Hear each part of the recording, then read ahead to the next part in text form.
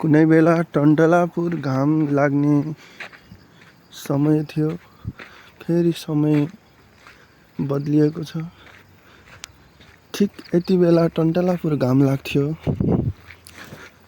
वैशाख जेठको समयमा खोला कल बगिरहेको हुन्थ्यो। यो बारीको फाटोमा मकैहरू हुन्थे। तर अहिले 6 महिनापछि समय पुरै बदलिएको छ। यो सब जेन जेठको आन्दोलन पछिको किमात हो।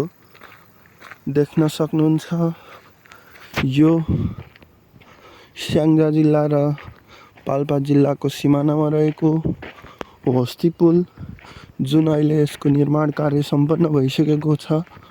र उतापट्टि देख्न सक्नुहुन्छ जुन मैले बारम्बार भिडियोमा देखाइराख्ने गरेको पहिरो अथवा भिरो।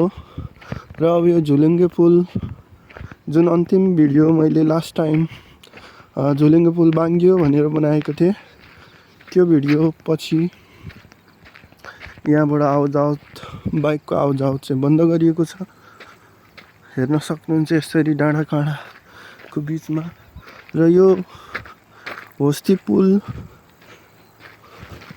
1 वर्षभित्रमा निर्माण कार्य सम्पन्न गर्न सफल भएको भन्ने कुरा चाहिँ हामीले जानकारी पाएका छौँ। जो व्यक्तिहरू यो पुल निर्माणमा लाग्नुभएको थियो, सम्पन्न गर्नका लागि हातेमालो गर्नुभएको थियो, उहाँहरूलाई धन्यवाद। अब माथितिरको पहिरोको निकासलाई पनि छिटोभन्दा छिटो पन्छाएर त्यहाँनिर अलिकति मान्छेहरूको आवतजावत देख्न सक्छु म। त्यो पहिरोलाई पन्छाएर तपाईँहरूले छिटोभन्दा छिटो निकास दिनुहुनेछ भन्ने आशा लिएको छु, जसको कारणले गर्दा मैले नयाँ बाइक किन्न सकौँ।